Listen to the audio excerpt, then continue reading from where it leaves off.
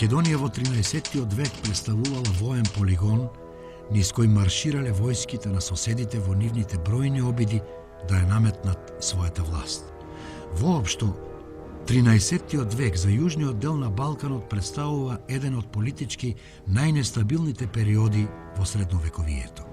Ваквата непостојаност произлегла од промена на дотогаш постоечката доминација на Византиското царство, настаната по завршувањето на четвртиот крстоносен поход.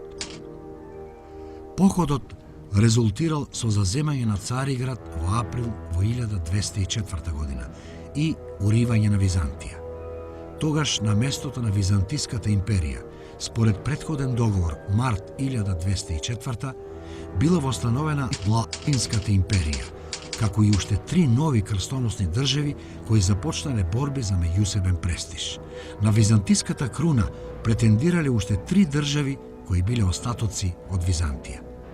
Во ваквата комплицирана политичка ситуација биле вовлечени и неодамна возобновените балкански држави Бугарија и Србија, кои не останале имуни на апетитите од територијално проширување за сметка на Македонија, каде се вселиле новите соседи. Без малку сите предстојни активности ќе имаат активни реперкусии врз Македонија. При тоа, со брзина како на филмска лента, многу често ќе се променува власта воспоставувана од релевантните воено-политички фактори. Состојбата во Македонија во 13-тиот век не била помалку комплицирана ниту на црковен план. Воено-политичките доминации на бројните држави кои се бореле за превлаз во Македонија нашле свој израз и во црковната сфера. Во почетокот на ова немирно столетие, територијата на Македонија била под јурисдикција на Охридската архиепископија. Диецезата на оваа архиепископија се протегала и надвор од Македонија, каде неизин единствен вистински ривал била Цариградската патриаршија. Сепак, јурисдикционата надлежност, воспоставена многу порано, се почитувала од двете цркви. Со уривањето на Византија во четвртиот крстоносен поход, ваквата црковна харомонија била разнишана. Најпрво, во Цариград бил поставен латински патриарх. Седиштето на Цариградската патриаршија било преместено во Никеја, каде се наоѓал центарот на Никејското царство, една од државите наследнички на Византија. Тоа придонело да се осилат соседните цркви, силно поддржани од тамошните владетели, да отцепат во своја полза дел од охридските диецези. Во деновите на четвртиот крстоносен поход, Македонија најпрво била загрозена од навлегувањето на бугарските војски. Владетелот Калојан 1197-1207 година набрго по првото заземање на Константинопол, Цариград, на 17 јули 1203 година при крстоносната опсада отпочнал со воен поход во византиските територии на запад-југозапад од Софија. Походот засегнал голема територија од Македонија.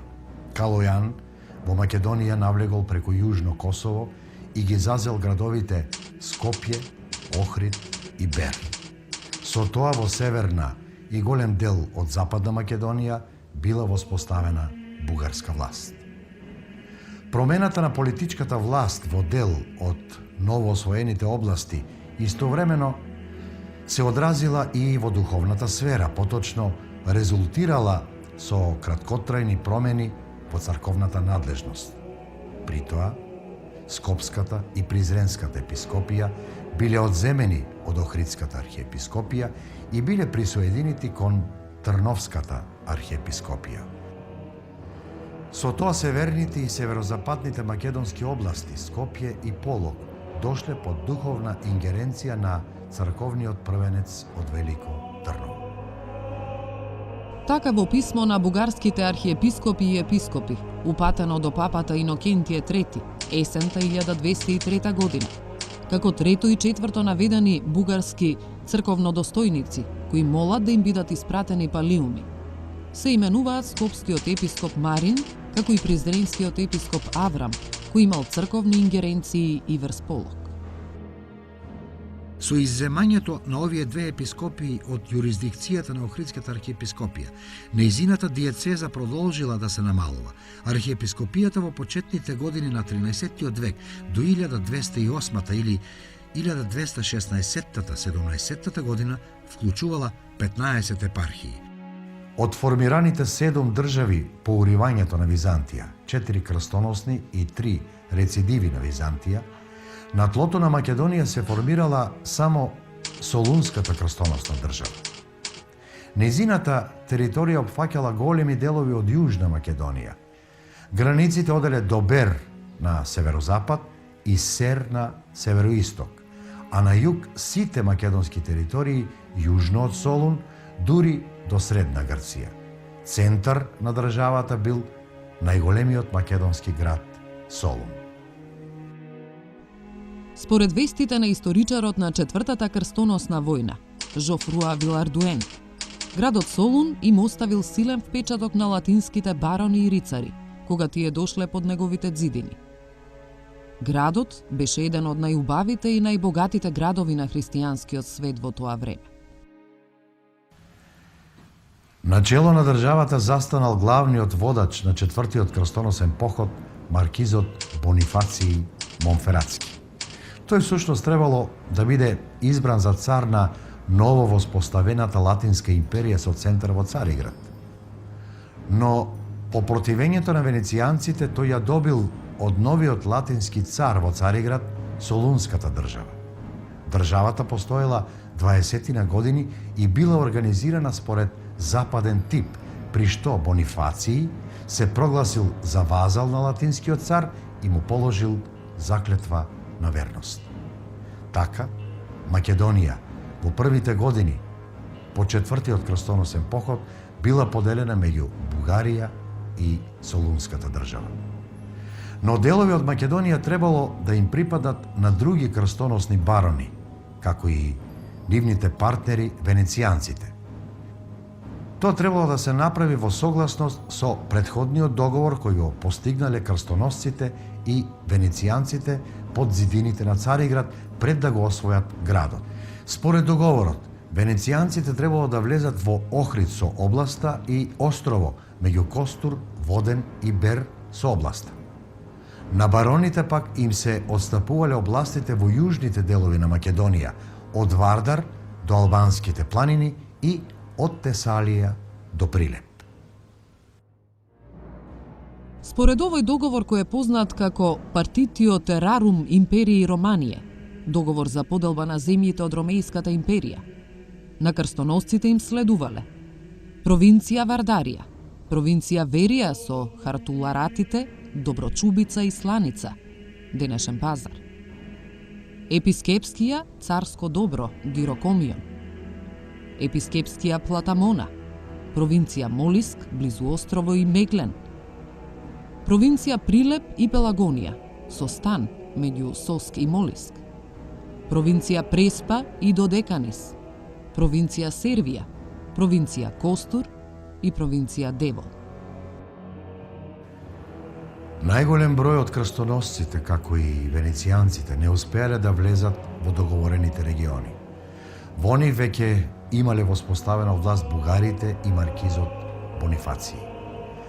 Наредните активности на солунскиот владетел биле насочени кон одбрана на овие територии од налетите на калојановите бугари.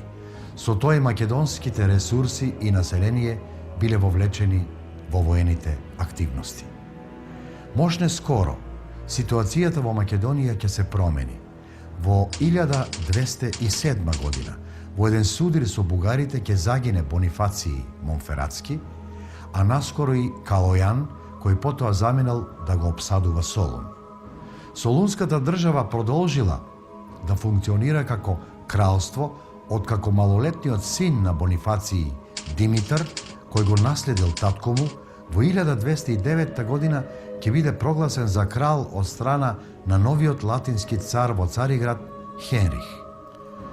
Во деловите од Македонија кои се наоѓале под Калојан, во времето на неговиот наследник Борил 1207-1218, дошло до истиснување на бугарската власт.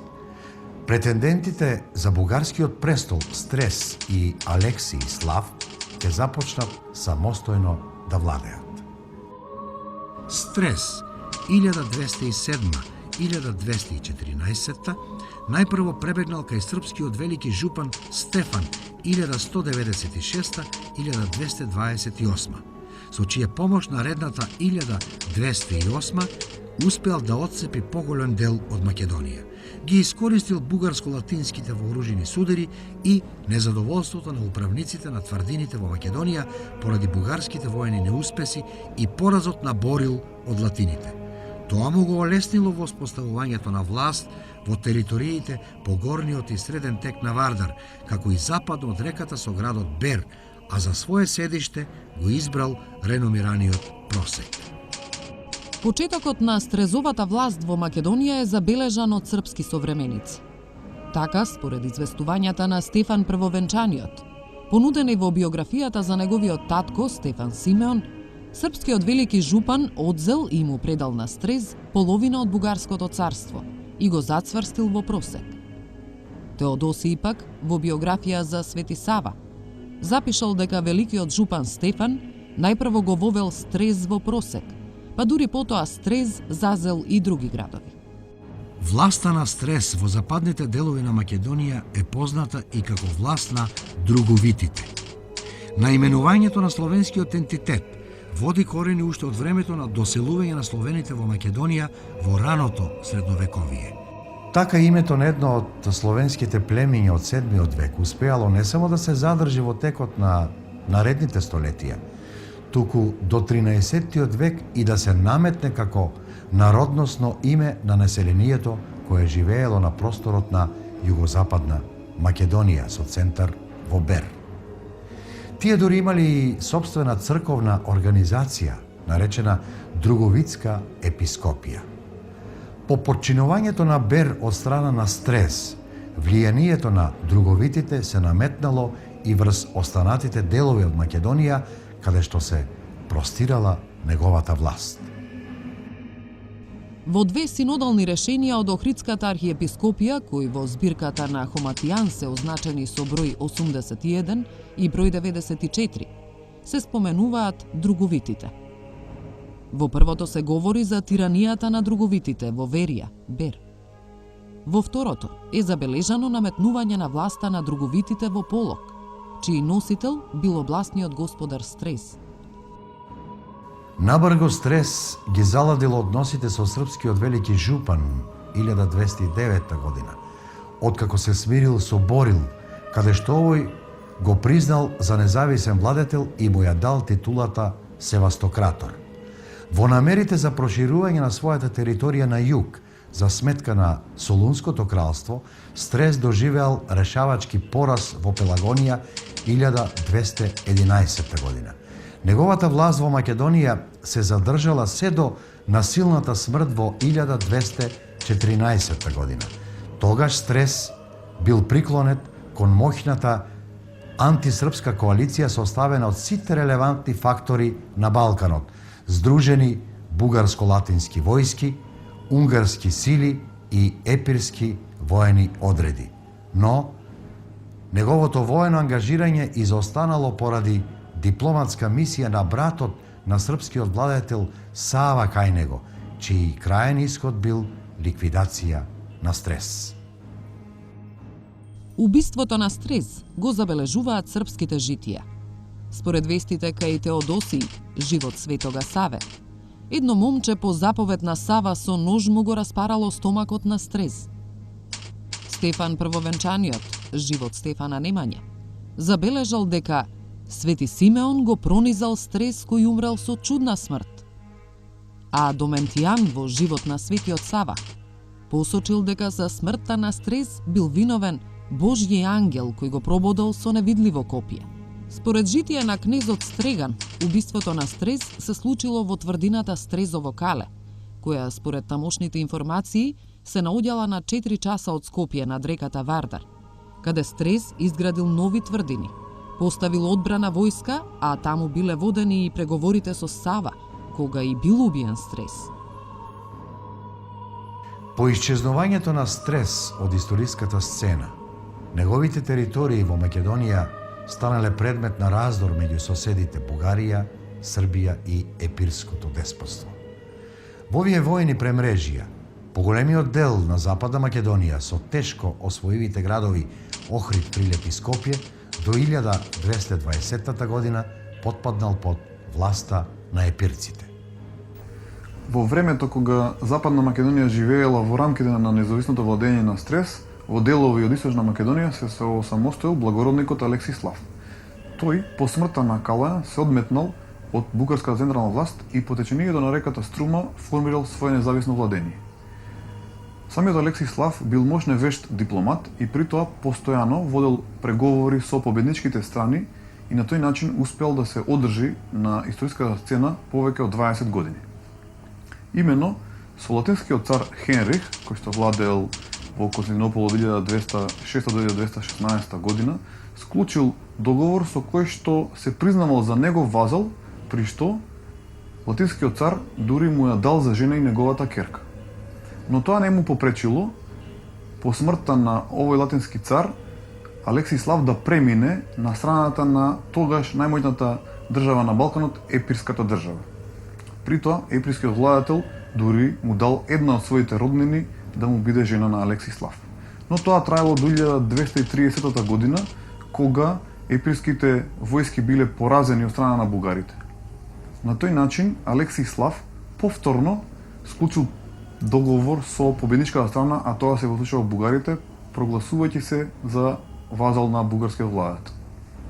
Алексислав успел на тој начин само номинално признавајќи се за вазал на владетелите да владее во своите владенија внатрешно сосема самостојно.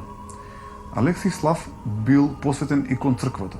При тоа, неговите територии биле вклучени во рамките на Охридската архиепископија заради влијанието на епирската држава, а самиот тој, потпишан како деспот Алексислав, која што титула ја добил уште од латинскиот цар Хенрих, дал привилегии на мелничкиот манастир Спелеотиса. По освојувањето на Западна Македонија и тврдините околу Солун, енергичниот епирски владетел Теодор I Ангел 1215-1230 во зимата 1224-25 го освоил и најголемиот македонски град. Со тоа, по дведецениско постоење била ликвидирана латинската крстоносна држава Солунското кралство. Теодор Ангел, претендирајќи на византиската круна, се прогласил за цар на ромеите 1225. Со тоа влегол во отворен конфликт со никејските цареви кои дотогаш важеле за единствени наследници на Византија. Крунисувањето со царски венец било извршено во Солун од страна на Охридскиот архиепископ Димитрий Хоматијан. Така, најзначајниот град во Македонија станал седиште на царството кое се простирало од Јадранот до Егејот. Македонија била централната област во ова царство, со што уште повеќе се зголемувала незината улога и значење во државата. Културниот и духовен центар на ова царство исто така се наоѓал во Македонија. Тоа бил градот Охрид и Охридската архиепископија. Набрзо по вклучувањето на овој културно-црковен македонски центар во рамките на епирската држава, на чело на архиепископијата застанал видниот еродит Димитрий Хоматијан, архиепископ од 1216-217 до 1234-236. Благодарение на личноста на овој учен црковен канонист, Охридската архиепископија ја зазела највисоката црковна позиција во епирската држава. Самиот Хоматијан бил силен поддржуваш на активностите на Теодор Ангел. Тој бил голем поборник за експанзионистичката политика на владетелот не само против латините, туку и против Никејското царство и тамошната црква. За тоа имал и своји причини. Мощне свежи биле спомените на раните од противканонското прогласување на српскиот свештеник Сава за самостоен архиепископ токму од страна на никејските патријарси во 1219 година. Со тоа, од Охридската архиепископија неканонски отпаднале нејзините Жичко-Рашки епархии. Овој чин на насилно одземање на дел од јурисдикционата надлежност, промовиран од Никејската црква, представувал директно мешање во ингеренциите на автокефалната Охридска архиепископија. На тоа Хоматијан жестоко реагирал како до Сава, така и до Никејскиот патриарх. Во едно писмо кое Хоматијан му го испратил на Никејскиот патриарх Герман, во врска со тоа се вели: за наша неправда беше ракоположен архиепископот на Србија, на места кои од древноста се подчинети на епархијата на Јустинијана. Како тоа и покрај постоењето на архиереи во тоа место и на епархијален архиепископ, да биде прогласен натрапник за архиепископ. Хоматијан тврдел дека Охридската архиепископија ги добила своите привилегии уште од царот Јустинијан, па затоа се сметал за наполно независен и автокефален. Воедно го оспорувал правото на никејските патриарси да се нарекуваат цариградски, односно не им го признавал правото да бидат продолжувачи на византиските престолни патриарси. Со тоа Охридскиот архиепископ го истакнува своето право на примат сред православните христијани. Хоматијан дури започнал да се користи со патриаршиската формула во официјалните документи, се условувал со фразата «наше смирение». Хоматијан не бил само голем приврзаник, туку и близок соработник на Теодор Ангел, кој го поддржувал и признавал судскиот авторитет на Охридската архиепископија. Освен тоа, Теодор Ангел честопати и самиот барал совет и мислење по одредени прашања од учениот архиепископ. Хоматијан, од своја страна, ревносно го бранел правото на епирскиот владетел на царската круна. Заради тоа сигурно бил и одреден да ја изврши церемонијата на кронисувањето на Теодор Ангел. Ваквата политичка состојба на доминација на епирската држава во Македонија се задржала уште неколку години, до 1230 година, кога епирскиот владетел бил катастрофално поразен од бугарите кај Клокотница. Со тоа, до тогашните епирски територии во Македонија, но и оние во Тракија и Албанија, без отпор го признале бугарското господство. Тоа се случило при походот на царот Иван II Асен во овие територии. Од маршрутата на освојувањата на бугарскиот цар се потврдува дека влегол во централна Македонија, поминувајќи низ Пелагонија и Прилеп. Во житието на Света Петка, напишано од Трновскиот патриарх Ефтимиј во времето на бугарскиот цар Иван Шишман 1371-1393, во делот каде известува за освојувањата на Иван II Асен, изведени по Клокотничката битка, се наведува дека под бугарска власт се нашле македонските области Сер, Светагора, Солун, како и Тесалија, Трибалите, Далмација, која се нарекува уште и Арваницка област до Драч. Царот Иван II Асен го поттикнувал развојот на трговијата во Македонија. Ги гарантирал трговските привилегии на надворешните трговци кои имале намера да тргуваат во земјата. Од една негова повелба издадена во полза на Дубровник 1230 година, со која нивните трговци добиваат трговски привилегии, од Македонија поименично се наведени Скопската и Прилепската област. Царот Иван Асен на територијата на Македонија пројавил активност и во црковната сфера, дарувал имоти на угледни манастири. Неговото име е забележано во списокот на дарителите на имоти на манастирот Свети Георги Горг Скопски. Бугарската власт, како доминантна во Македонија, се задржала 15 години. Потоа своја власт наметнале никејците. Во почетокот на 40-тите години на 13-тиот век, никејскиот цар Јован III Дука Ватац 1222-1254 ги засилил своите освојувања во Македонија. Тие резултирале најпрво со симнувањето на рангот на Солунската држава од царство во деспотство и нејзино поставување во вазални односи 1242, а во 1246 година и со нејзино целосно приклучување кон Никејското царство.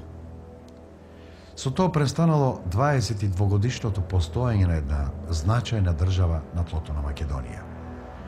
Во продолжителни акции Никејскиот цар до крајот на 5-та деценија ги зазел сите територии кои бугарите претходно ги беа одзеле од епирците во Клокотничката битка. Никејската граница на север врвела погребените на Скопска Црнагора и Шар планина, што всушност означува дека најголемиот дел од Македонија потпаднал под Никејска власт. Говорејќи за рутинската инспекција на никејските европски поседи, современикот Георгија Акрополит известува дека царот Јован III Дука Ватац, дознавајќи за смртта на Калиман I, крајот на август, почетокот на септември 1246 година, донел одлука да ја искористи новонастанатата ситуација и презел поход кон бугарските владенија во Македонија, упатувајќи се најпрво кон Сер. Во текот на предстојните месеци никејците во Македонија успеале да ги заземат уште северните и централните градови и области, од кои Акрополит последователно ги именува: Скопје, Велес, до Прилеп и пределите на Пелагонија, Невстапол и Просек. Во средината на столетието релевантните фактори на Балканот повторно се групирале со цел превласт во Македонија. За кратко време од една деценија Македонија станала вистинско рицарско бојно поле.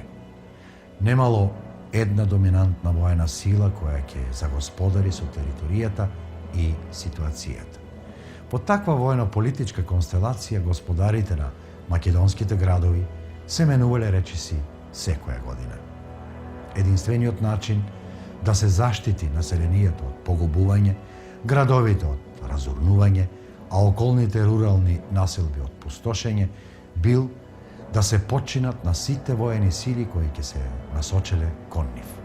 Таквата воена тактика било единственото реално, разумно однесување на македонското население.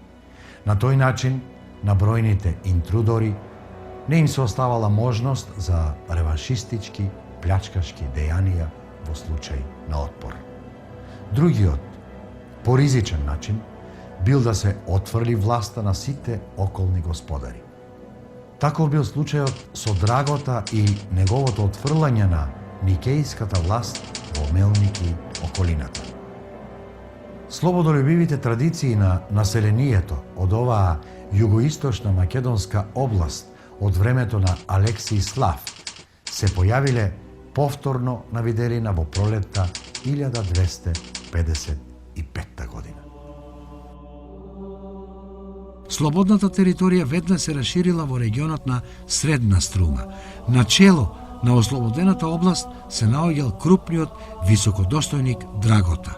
Овој благородник потекнувал од Мелник, каде тогаш ја извршувал функцијата начелник на Никејската војска. Незадоволен од Никејската власт, заедно со војската и жителите на Мелник, како и со населението од околните предели, го нападнал Никејскиот гарнизон кој се затворил во Милничката тврдина, цитаделата. Потоа слободната територија се проширила и надвор од градот, опфаќајќи ги областите помеѓу планините Пирин, Огражден, Беласица и Рупелската клисура. Дури по личниот ангажман на никејскиот цар Теодор II Ласкарис во летото истата година, никејските војски успеале да ги поразат приврзаниците на Драгота во Рупелската клисура, каде бил смртно повреден и самиот водач Драгота. Тоа го означило крајот на слободната територија, а учесниците и приврзаниците на Драгота, заедно со нивните семејства, потоа ја почувствувале одмаздата на никејците. Никејските владенија во Македонија во времето на Теодор II Ласкарис 1254-1258 биле загрозени од бугарите, епирците и подоцна од србите. Најпрво бугарскиот владетел Михаил II Асен 1246-1256 по преземениот поход во Родопите ја освоил источна Македонија до Вардар. Потоа епирците во сојуз со србите ги нападнале никејските владенија во Западна Македонија. Тамошните македонски градови, незадоволни од никејската власт, му пристапиле на епирскиот владетел Михаил II Ангел 1230-1268 година. При тоа, во неутрализирањето на единствениот отпор на никејската власт во градот Прилеп кон крајот на 1257 година, цела Западна и Југозападна Македонија без борба ја признала власта на епирците. Во меѓувреме, српските одреди испратени од Урош I 1243-1276 веќе ги биле освоиле Скопје и Полок. Ваквото српско настапување во Северна Македонија било олеснето поради превирањата во Бугарија по убиството на царот Михаил II Асен и изборот на скопјанецот Константин Тих за нов трновски цар. Константин Тих Асен 1257-1277 од позиција на бугарски цар ја издал така наречената Виргинска грамота во полза на скопскиот манастир Свети Георги Горг во 1258 година. Дарувањата за скопскиот манастир, како и потврдата на неговите некогашни имоти од страна на бугарскиот владетел, упатуваат на тоа дека царот Константин Тих Асен во овој период имал контрола или пак барем политичко влијание во Северна Македонија, бил никејски зет. Летото 1259 година се случила кулминација во поларизација и прегрупирање на силите на Балканот. Тоа резултирало со жестоко воено пресметување на спротивставените страни. Место на одигрување на битката било повторно тлото на Македонија. Новоформираната антиникејска коалиција, предводена од епирскиот деспот Михаил II Ангел, ги вклучувала сицилијанскиот крал Манфред Хохенштауфен, кој владеел и со значајни територии во Албанија, а хајскиот кнез Вилхелм II Вилардуен, најсилниот владетел на Пелопонес, како и војска од други латински барони и одред власи.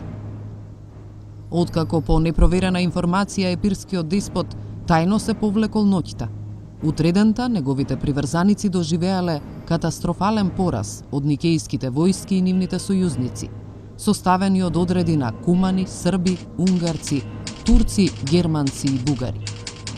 Битката се одиграла во Пелагониската рамнина во почетокот на летото 1259 година. Поголемата никејска победа и анулирање на респектабилниот претендент епирците, на никејците целосно им се отворил патот кон Цариград. Предводени од Михаил Палеолог го освоиле Цариград во крајот на јули 1261 година, со што Михаил VIII Палеолог 1261-1282 формално правно извршил реставрација на Византија. На тој начин, во 1261 година, во Македонија започнало воспоставување на византиската власт. Сепак, со реставрацијата на Византија, незината власт во Македонија не се воспоставила по автоматизам. Предстоел период на наметнување, односно прифаќање на новата управа. Кај некои македонски области, признавањето на византиската власт одело постепено. Така, благородникот Јован Синадин, кој бил топарх на западот во така наречениот Полок, се приклонил кон Византија дури една деценија подосна, до 1271-1272 година. Тоа говори дека во седмата деценија на 13-тиот век во северозападна Македонија постоела посебна административна област, топархија, чиј челник всушност бил самостоен управник на областа Полок. Обновувањето на византиската управа во Македонија генерално се рефлектирало со смирување на непрекинатите непријателства меѓу претходните лути ривали кои всушност имале единствена цел заграбување на што поголеми територии во Македонија. За Македонија, иако под византиска власт, настанал дводеценијски помирен развој се до почетокот на 80-тите години од 13-тиот век, кога ќе започне српското освојување во Македонија. Честите воени турбуленции во Македонија во текот на 13-тиот век се одразиле и врз културната сфера. Не се појавил доволно силен политички авторитет кој ќе ја преземе улогата на доминантен во сферата на културата, литературата, уметноста. Кон тоа се придодаваат и избиднувањата во црковната сфера. Тука, Охридската архиепископија преферирала континуитет во архитектонските и стилски црковни традиции од времето на реновираната доцно Комненска династија од 12-тиот век.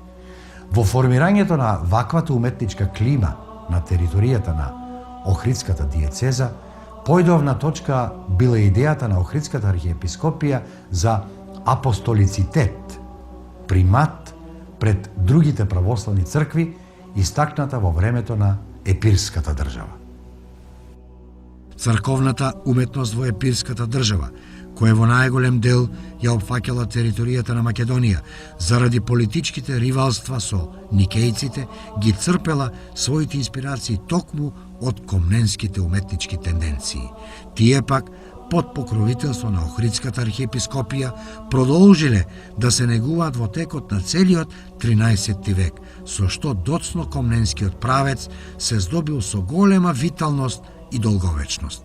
Не бил поколебан ниту во времето на новата династија палеолози во обновената Византија, кога бил издаден едикт со кој на Охридската архиепископија и се потврдуваат нејзините историски епархии за сметка на Српската и Бугарската црква 1272. Палеолозите со својот пролатински курс од 70-тите години немале легитимитет за наметнување влијание на полето на културата. Доцно комненскиот стил со локални македонски обележја и специфики, промовирани најсилно од угледните зографи Михаил и Евтихии, чии дела во Македонија влегуваат и во првите децении од 14-тиот век, е доминантен во сакрални споменици во Македонија. Црковните градби, заради историско-политичките настани, биле мощне скромни и малубројни. Во нив, таквите иконографско-стилски обележја се следат во текот на целиот 13 век во црквите. Во Солун, Панагија Тон Халкеон, Костур Панагија Мавриотиса, Прилеп црквите Свети Архангели 1270, 1275, 1280 година, како и Свети Никола околу 1298, обете во Варош, Струга црквата Свети Ѓорги во Калиште од 1267-68, Порече Рождество на Богородица во село Манастирец од втората половина на 13 век, Мариово црквата Свети Никола во село Манастир од 1270-71. За ваквите решенија во сферата на културата без друго значајно влијание имале кадровските решенија за челници на Охридската архиепископија. Меѓу нив еминентните архиепископи Димитрий Хоматијан во првата половина на 13 век и архиепископот Константин Кавасила во почетните 2 децении на втората половина на истото столетие. Овие архиепископи биле порачатели на икони, изработени од мајстори во Македонија со завидни иконописно-сликарски вештини, што сведочи за постојање месни уметнички школи. Такви се двете икони посветени на Исус, едната подарок од Хоматијан, а другата изработена во времето на Кавасила, 1262 година. Забележителна е и нивната книжевна активност во зачувување и ширење на култовите на познатите македонски светци. Свети Климент од страна на Хоматијан напишал кратко житие за Свети Климент и 3 канони за него, што влегле во служба за Свети Климент, како и Свети Климент Свети Наум напишал по еден канон за Свети Климент и за Свети Наум. И Тивериополските маченици од страна на Кавасила напишал 2 канона за светите 15 Тивериополски свештеномаченици. Во Македонија, од останатите книжевни дела со црковна содржина, настанати од локални книжевници во текот на 13-тиот век, се издвојуваат Добрејшово Евангелие, почеток на 13 век, Македонскиот посен и цветен триот, прва четвртина на 13 век, Болонјскиот псалтир, 13 век, Битолски октоих, 13 век, Изборно Радомирово Евангелие, средина на 13 век, Хлудовиот Паремејник, крај на 13 почеток на 14 век и други.